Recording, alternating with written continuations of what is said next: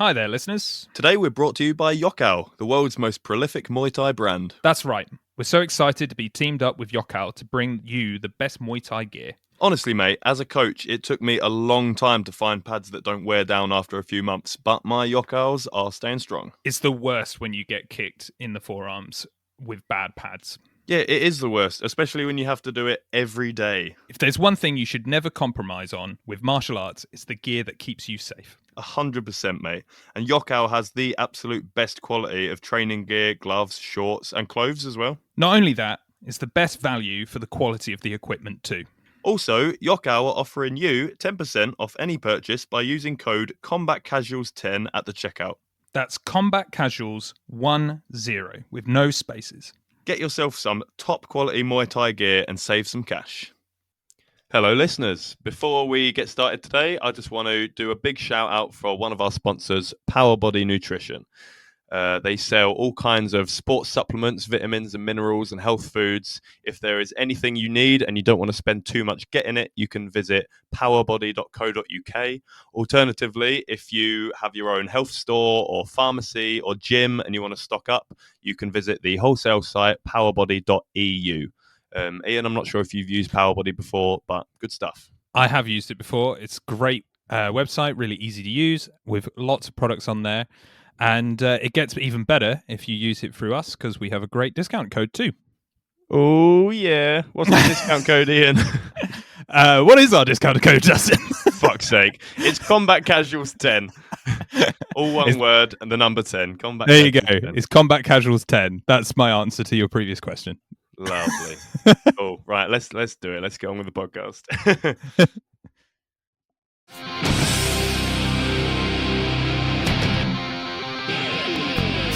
Hello and welcome to the Combat Casuals podcast. If you're a fan of mixed martial arts and all things related, stick around. We'll be talking everything from past and future events to harnessing your inner chi and everything in between. We want to provide you with the opportunity to get involved in the ultimate fighting conversation.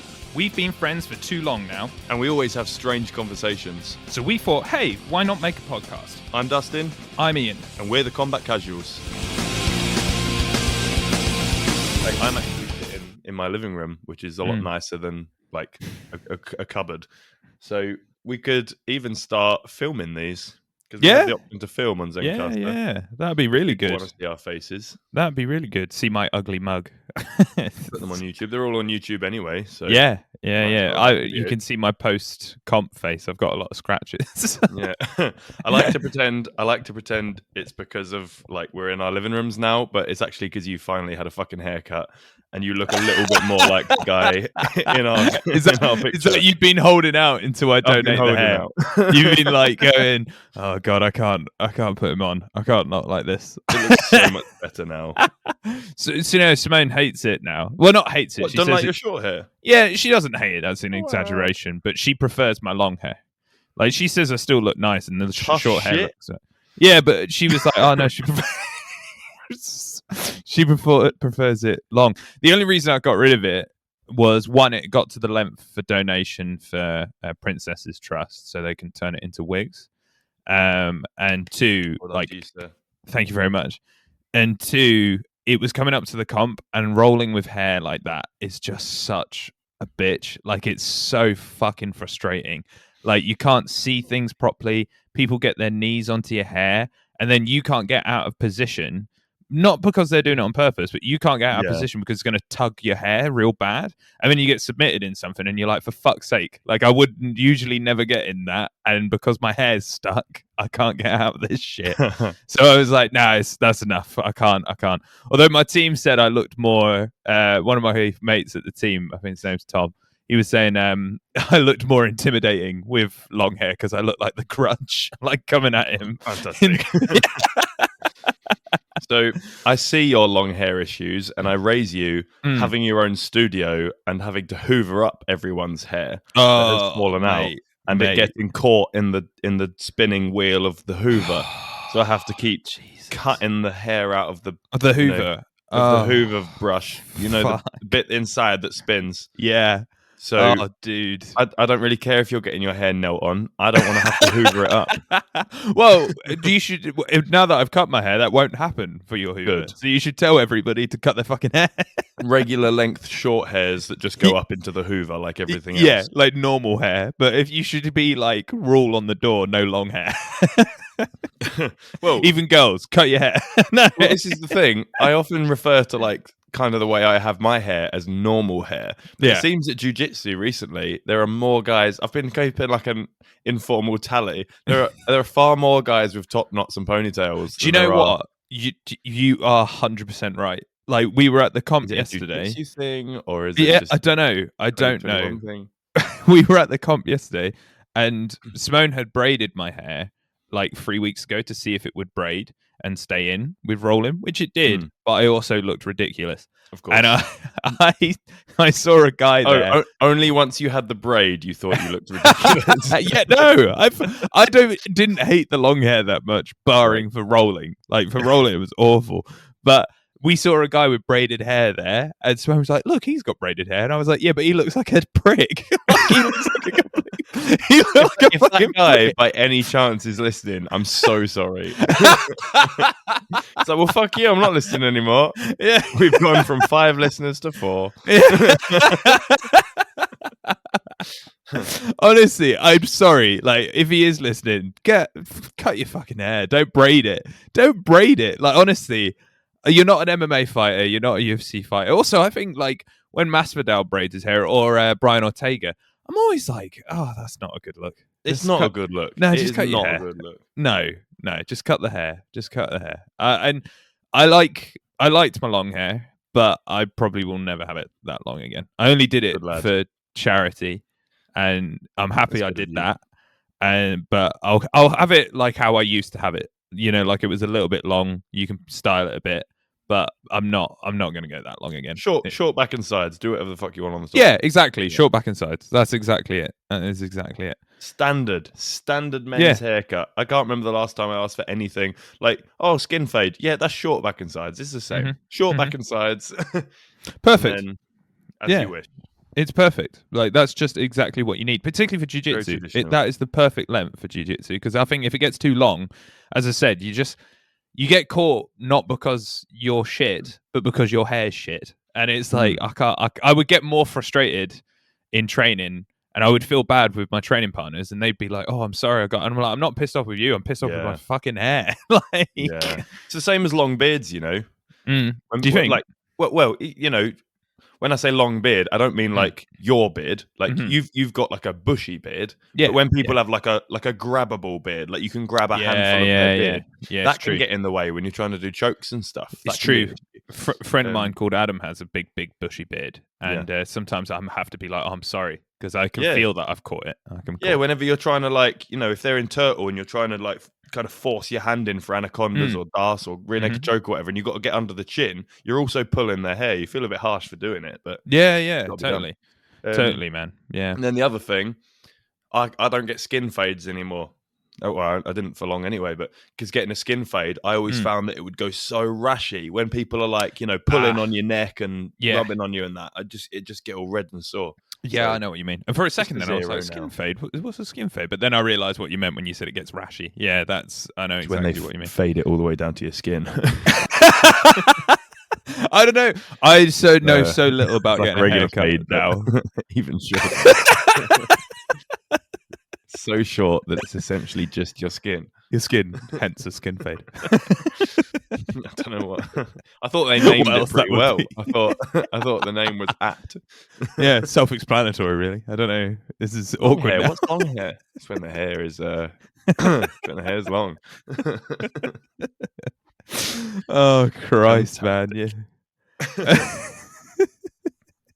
So tell us about the comp. Then you told me you got a sub. Yeah. That's awesome.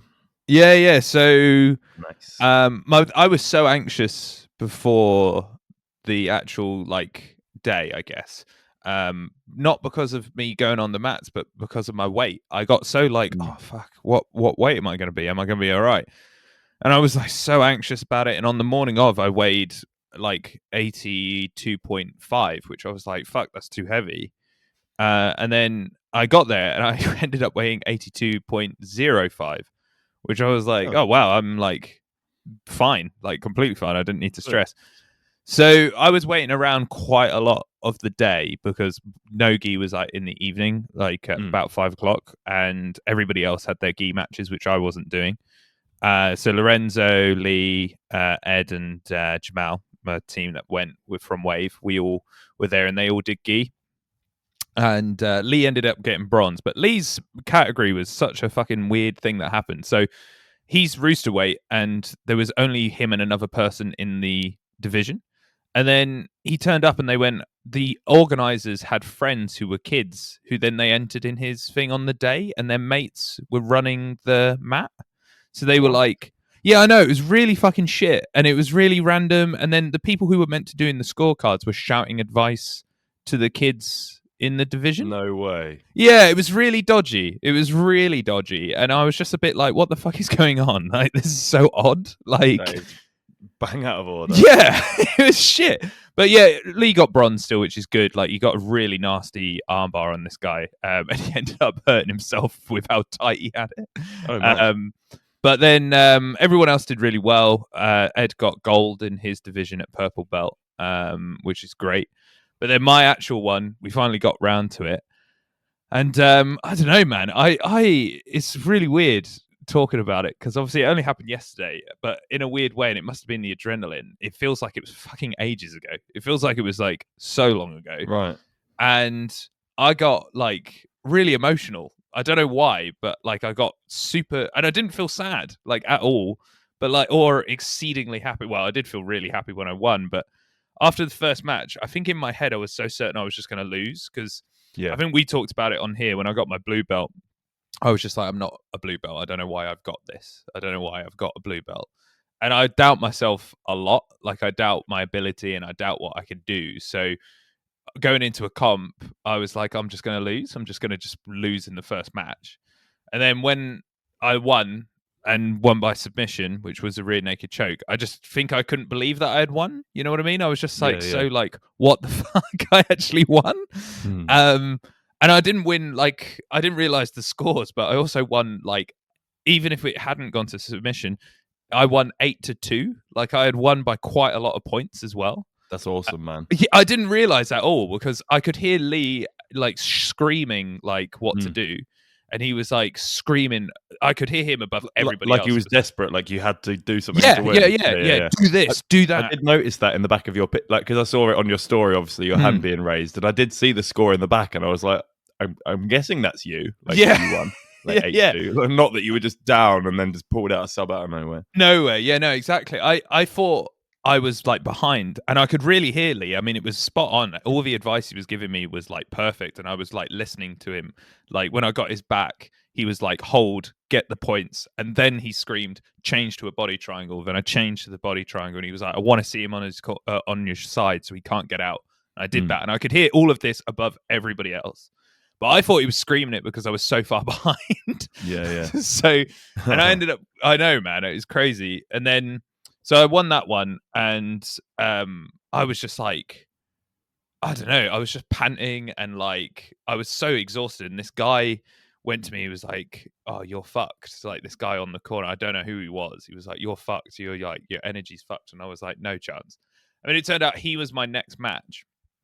And we were like, maybe he's just a guy who has to like trash talk a little bit to people because I ended up like the other people I ended up competing against. I've chatted to them on Facebook and told them to come down a wave and like have a roll with us. Right.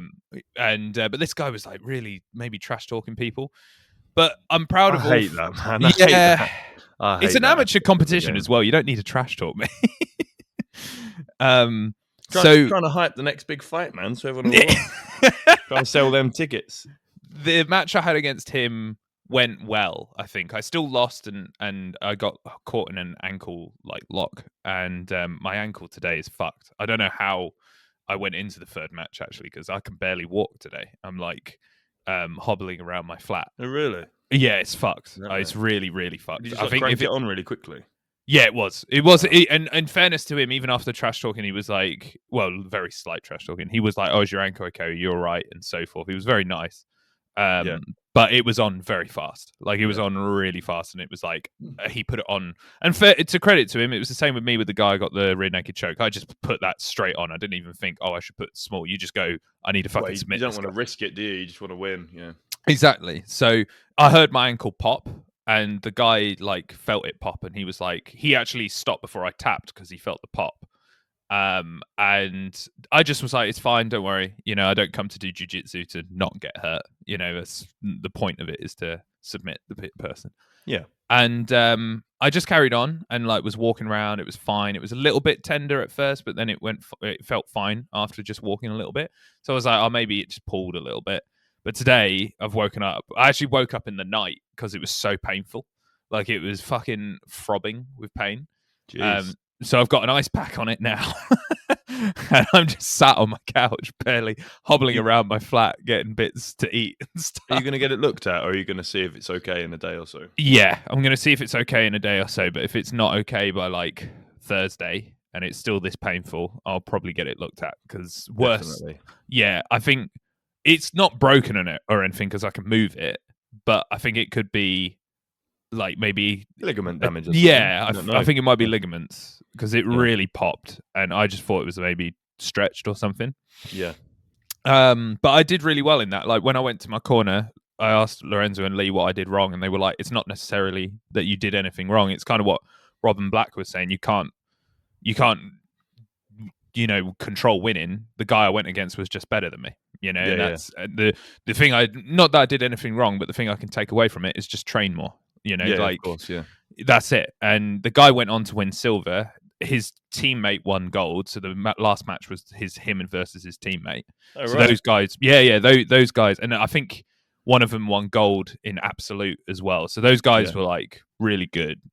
Then the third match was for bronze, and this was the one where I got quite emotional afterwards. Like not like bawling my eyes out or anything, but I felt a bit teary, and I don't know why. I wasn't sad or anything. It was maybe just all the adrenaline like wore off, and I got or it just came on. I don't know, but I was so close to getting it. I was so close to getting bronze, and it started off like I felt stronger than the guy as well. Like I genuinely we had a bit of a clinching in to start, and I felt like I'm stronger than this guy. I can move him where I want him to be moved.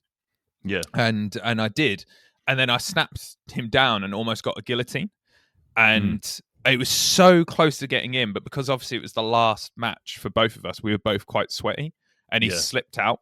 And I know, and it was just so close. Like it may have been, if I just got a bit deeper, he probably would have tapped.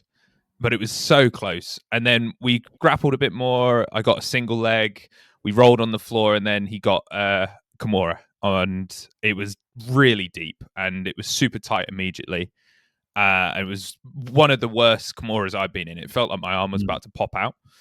And credit to him, his name's Callum. Like credit to him, he was really great. Right, roll. It was very competitive, and he was really good, and he got that super tight. So well deserved to him. But you know when you're like, I was this it's close. just frustrating how close you came. Yeah. Yeah.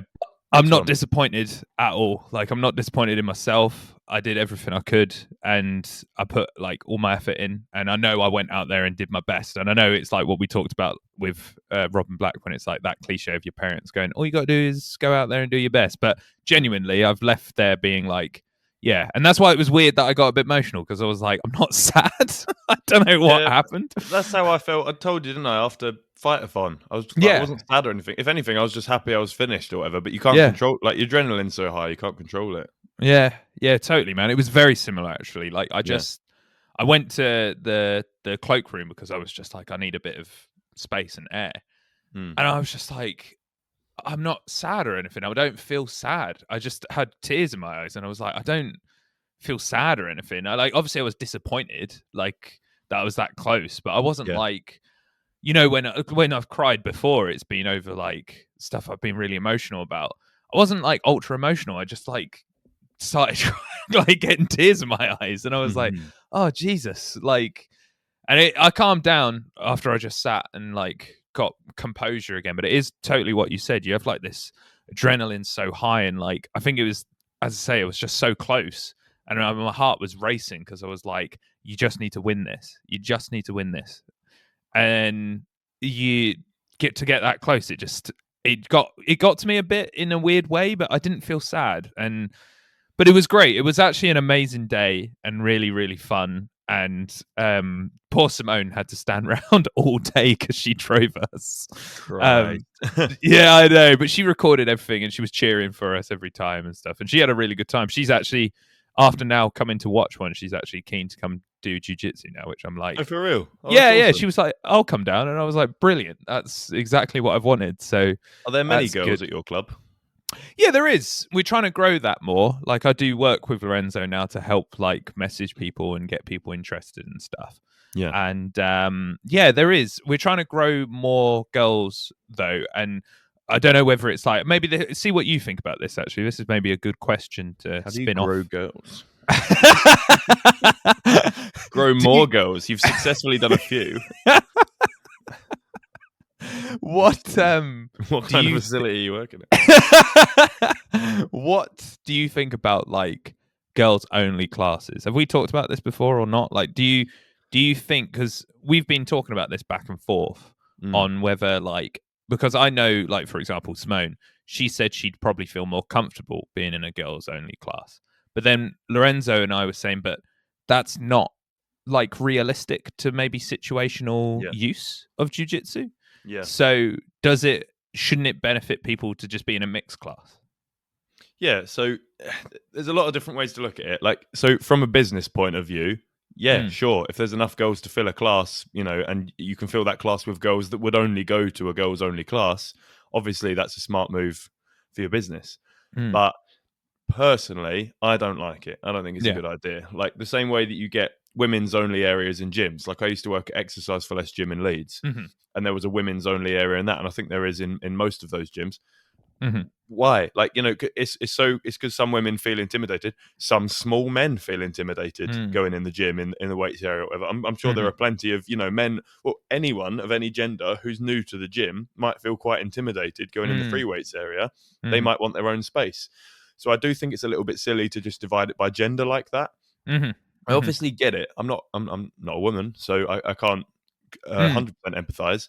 But like you're saying with jujitsu, I think obviously it's great for fitness, but Yes. let's be honest, anyone who's going into a martial art like this surely has some sort of it would be nice to be able to defend myself attitude. Yes. Otherwise, you'd Yeah. just take up running or cycling or going to the gym.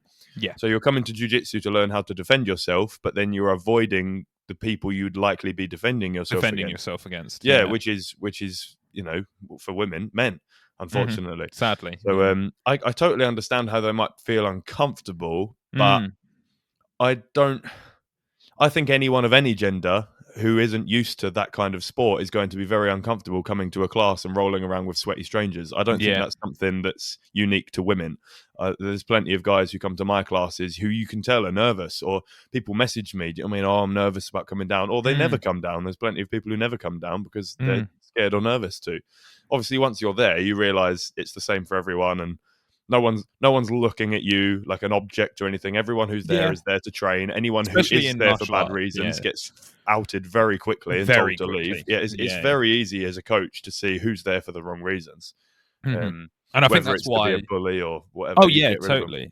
And I think that's why when you see, because there has been like controversies. I'm not sure if you've seen many of these, mate, but there has been some controversies in jiu-jitsu communities at the moment where you've had high-ranking coaches who are harassing women and using their position as like exploiting that position to then exploit women. Obviously, Yeah. the most famous one has been in, I think, is it Fight Sports or Fight something in Florida, which there's Cyborg, like who's quite a famous jiu-jitsu practitioner, and he's fought in Bellator as well. Michael Venom Page cracked his skull. Yeah. One of his like high-ranking coaches essentially like tried to rape a woman on the team. And there's been like so many questions about how did nobody notice that this guy's like that, and there's a huge amount of fingers being pointed at Cyborg because there's so many people saying that he's protected this guy and he knew that was the way he was because he's very good at jiu-jitsu, so he wanted him in the team so that it would be good for him to make money, Yeah. etc. and that he knew. Now, obviously, I'm not saying that like everybody notices when somebody's a predator. Unfortunately, like as we just said a second ago, men are generally who are going to be exploiting women and like aggressive and assaulting women. Um, and I'm not fully pointing fingers at everybody on Fight Sport or any team where that's happened. But as you said, you can see when somebody's a bully or somebody's like, you know what I mean? Like Yeah, you can, men who are inappropriate find yeah, it very difficult to not be inappropriate. I mean, yeah, it's not always in private, behind a closed door. It's very mm, often like just little, even if it's nothing that you can put your finger on at that very mm-hmm, moment and say mm-hmm, that's out of line. You can kind mm-hmm. of see it when someone's being Yeah, inappropriate. You know what I mean? Like flirting between men and women, fine. Flirting between the coach and one of the students, probably mm, not okay. Do you not know what I okay. mean? Like, yeah, that's not what she's there for. Like, she's No. not there to get hit on. She's there Mm-hmm, to learn mm-hmm, how to defend herself or mm-hmm. get fit or whatever. Um, Yeah, I don't know. It's kind exactly. of, I don't know. It might be a written rule, but it's kind of like an unwritten rule. The same as between like PTs and clients. It's like Yeah, you leave your clients alone. Don't yeah, yeah, yeah. don't get involved with your clients. It's No, it's it's just not appropriate at all, and it's totally true. I think, and I think when you have that, and I can see with this discussion why you'd be like, we'll have a women's class yeah, because of this discussion, as we both said. Well, as you said a second ago, and I agree, we're not women, so it's hard for us to be like, oh, this is the way it objective. should be. Yeah, exactly. It's we don't have a position of being like, oh yeah, this is how it is. Um, but it's kind of like maybe the sweet point is being like have a women's class to start to join the gym, and then as you progress and get better within the women's class to Maybe transition join the into the mixed. mix. Yeah, yeah, maybe that's the way you find that balance and fix that. But Yeah, I'm like, yeah, you do want to know how to roll with bigger guys because unfortunately that is the world we live in, and you will yeah. be coming at this with a mindset of self-defense. I mean, sure as hell I like competing, but there is also the element that I have now better self-defense than average people. Yeah, So of course. Yeah. exactly. It's similar though, isn't it? Because the reason, do you remember Rob from McDojo Life in Yes. our podcast with him was Yeah. telling us like the main reason he started his page was because of all the dodgy goings on with various McDojos around the Hmm. world, like paedophilia and abusing Yeah. women and Yeah. just abusing, physically abusing people. Hmm. There's so much nonsense that goes on. I feel like martial arts, whilst there are 9 times out of 10, really good intentions and just wanting to Mm. teach people and help people, every now and again, you're going to come across this guy that just wants to be a bully for his own Yeah. ego or, Yeah. just uses that position to manipulate people or to Hmm. control It's sad. people. It's sad because you see it obviously martial arts, what's the word I'm looking for, that we see it across all spectrums of life. Unfortunately, like teaching, we've seen it. Like there's so many sad reports of like children being exploited by teachers in a position of trust, and martial arts is obviously not devoid of that too, and that is obviously what Rob was talking about as Yeah. well. It's just, I guess, with especially with the stuff with Fight Nation, and it actually happened recently in London, but I don't know what team. Or at least I think I do, but I don't want to say because if I've got it wrong, then I've said a team had it happen, and then they'll be like, they'll be like that didn't fucking happen here. Yeah, let's not Yeah, no slander or libel here. yeah. When the thing in Fight with the stuff in Florida, we know that happened, so we'll keep with that. But when you do see stuff like that happen, in martial arts, I guess the martial arts that you do, Mm. there's a sense of like, how did that happen? How did somebody get away with it for that long? But as we were saying a second ago, as Rob was saying ago on the podcast with him, a lot of the time there is a weird sort of culty like aspect to some martial arts as well. And I Yeah. think you do see it in Brazilian Jiu-Jitsu. You see like teams where everybody has to wear the same gis, everybody has to wear the same stuff, everybody has to do this with the coach. And some places that works for them and that's fine. But it does become a little bit weird. You know what I mean? It becomes a little Yeah. bit like this guy's your all be all and end all sort of like teacher of this martial arts, and it can become a bit sinister. That's the right word. It can become a little bit sinister when you see stuff like what happened in Florida with Cyborg's team. Yeah. Yeah. Man, we went serious from me just talking about my comp. Very. Very. But with the comp was good. That's good. I'm The glad. comp was, Yeah. I was going to say, I actually do have a funny story about the comp. Well, not funny, but it was kind of like, I know you're going to be like, find it like, what the fuck was that guy doing? But Okay, there was this lay it on guy me. there, and it was his first comp, and his first comp at blue belt, or just first comp full stop maybe, but he was in his first match and he was doing really well. You know, he was beating the guy by quite a few points. But then the guy came back and there was 1 point in it. There was this 1 point, and the guy on top just needed 1 point to win this. And he ended up getting this armbar, and fuck me, man, it was awful. Like, everybody spectating it just couldn't look at what was happening. Like, What, I like couldn't look. awful, like he put it on too hard, or it was just really awful technique? The guy just wouldn't tap. It looked like his arm was going to geez. break. Like, it looked like his arm was going to break. And the guy underneath, I think the only reason it didn't break was the guy underneath, well, he was pushing his hips, but if he pushed them more, that arm would have broken. Like, it would have just broken, because it was fucking horrendous. Like, he somehow got out of it and won the match by 1 point, but his arm must have been completely fucked because it was horrific. Yeah. And he went into his next match, and that was a quarterfinal, and he was rolling, and the guy, Callum, in fact, the guy who got me in a Kimura, ended up getting this guy in a Kimura. So maybe Callum's thinking his Kimuras, actually. Yeah. Now in hindsight, I should have maybe watched that match and gone, oh yeah, he got a Kimura. Christ. But the guy like let out a scream from Callum's Kimura, and the ref stopped it because the guy screamed, and it looked like it had popped. It was the same arm that like was fucked.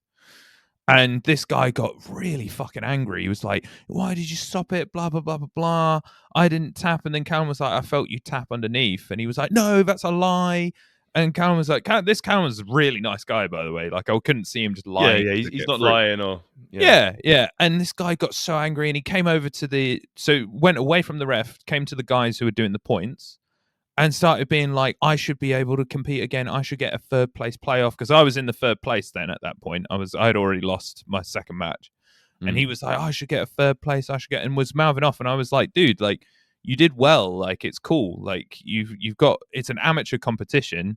You didn't go out of that armbar. Like, credit to you. But like, there's always the next one, isn't there? You know, there's always another competition. It's always shitty that. So that's the thing that I find difficult about jiu-jitsu and frustrating is if you get a submission and you've got it like locked in, right? Like, most subs, especially involving the arm, like an arm bar or Kimura like that, you could dislocate someone's shoulder or snap their elbow or something in well under a second. Like, you could just wrench it really quickly and bang, snap, gone. So that person is trying to move the arm into a position where it's, you know, a little bit painful for you to tap, but so they're not going to break your arm. So you yelping in pain completely goes against that person's objective of trying to not apply too much force, but just enough to get you to tap. So as soon as you yell, of course the match is over, you fucking retard. That's really, really frustrating. But you see it all the time.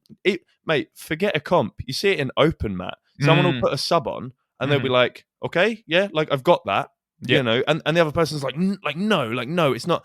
Yes, they have it. It's fully locked in. Like, sure, you might be able to escape, but you see it at a professional level. Someone will have a submission. You can tell the guy isn't putting full force into that sub.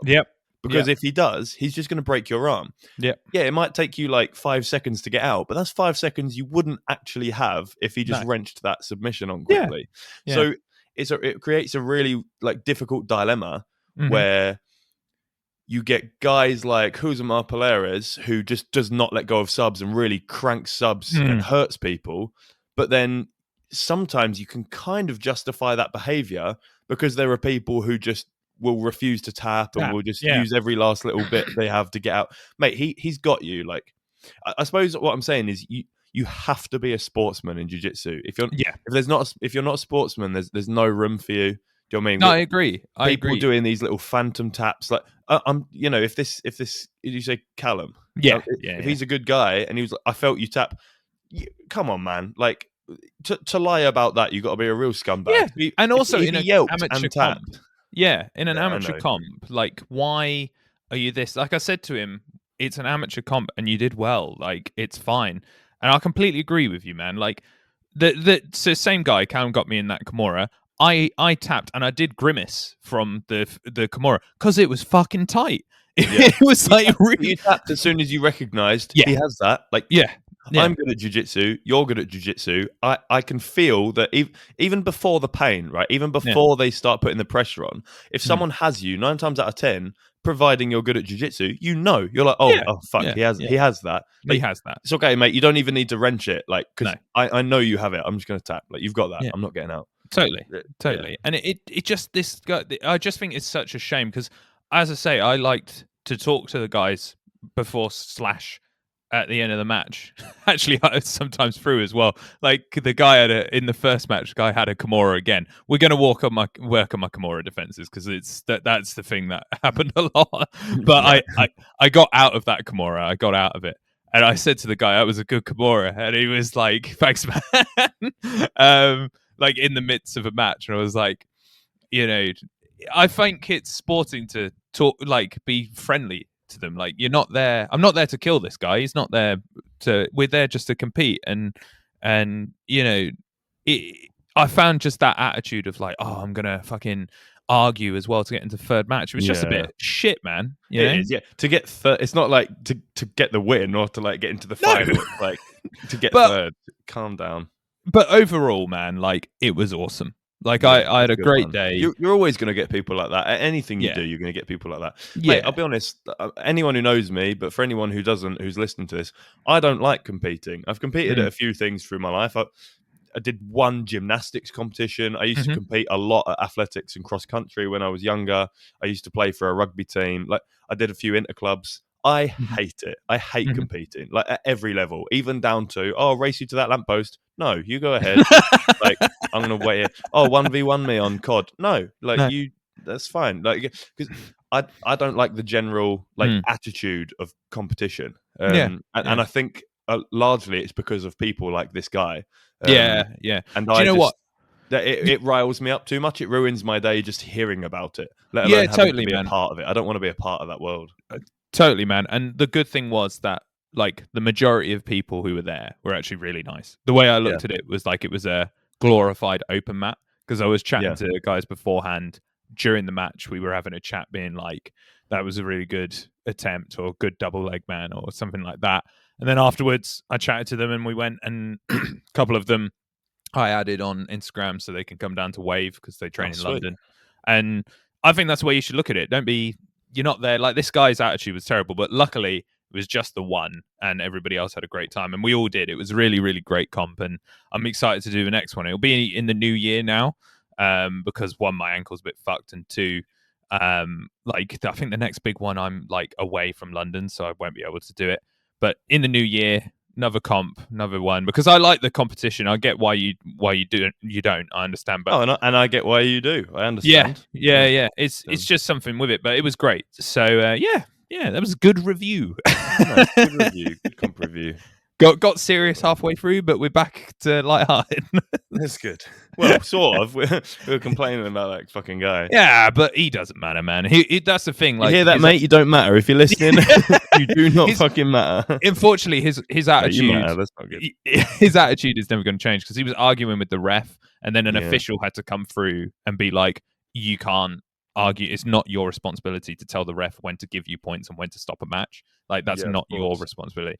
So unfortunately, his attitude's always going to be like that, and he probably won't improve because of it. But never mind, I had a good time. He's not got the spirit of jiu-jitsu. Exactly. Yeah. Cool. That was fun. Nice and brief. Yeah, nice review. Liking these brief ones. We'll keep it mixed up. A few half hours, a few hours. And then, the guest ones will be a bit longer. I like these too. I think they're good. We're doing the post-production stuff again. Oh yeah, so let's.